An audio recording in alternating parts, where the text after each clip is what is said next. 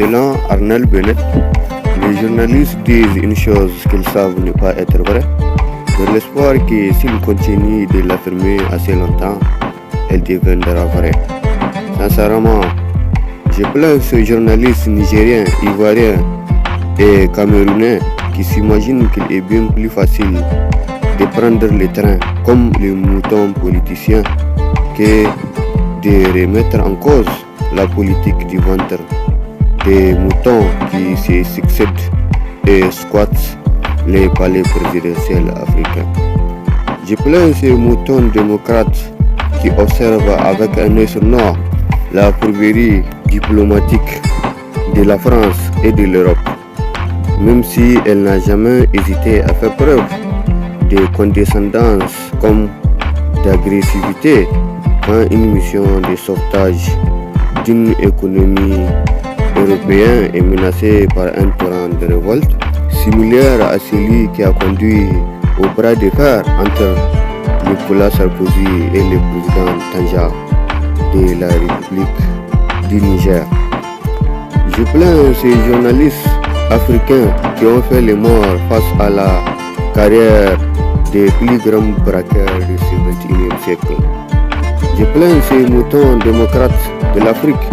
qui se sont lancés dans une mission suicide pour vénérer tous ces loups pillards dédiés à sauver l'économie de la France et de l'Europe capricieuse. Je plains les mois dévoués et destinés à épauler l'économie d'un pays dit des droits de l'homme, et c'est malgré les moutons économistes de la Côte d'Ivoire,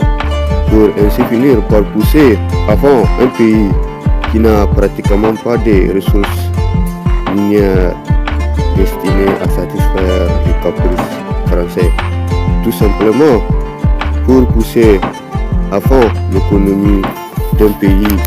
qui n'a que le vent et l'air, qui n'a que l'Atlantique et la Méditerranée.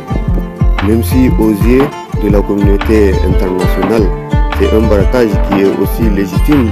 que la fonction du bateau négrier qui a autrefois été vers l'Amérique. Même si c'est un braquage qui est tout aussi certifié que l'arnaque du Fonds monétaire international et de la Banque mondiale.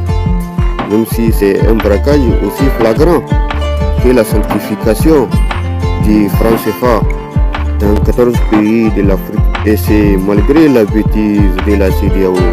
malgré la bénédiction de l'Union africaine. Sincèrement, en tant qu'enfant du Sahel, je plains ces moutons qui ont fait un front commun contre Kémy Séba pour marcher dans les rangs du président Emmanuel Macron,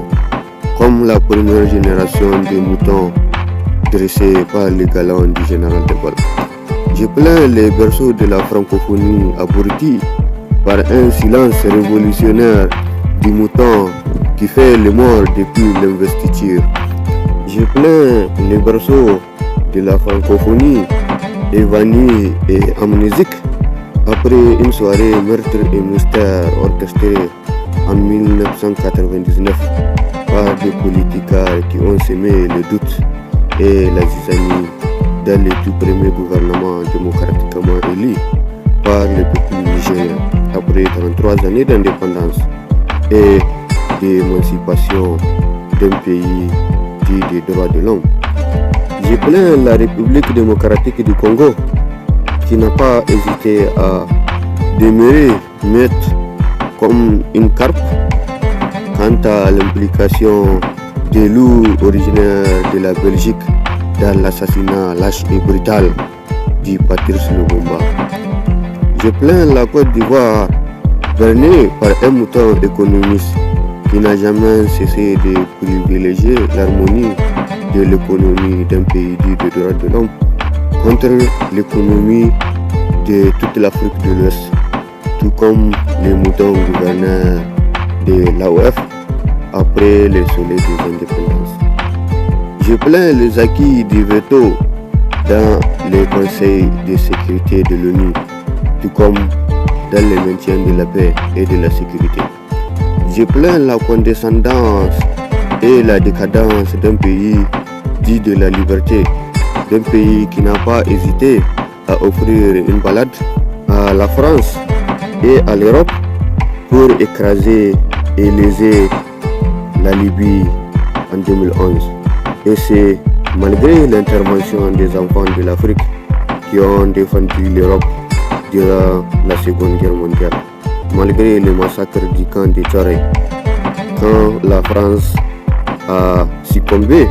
à ses plus bas instincts des criminels professionnels.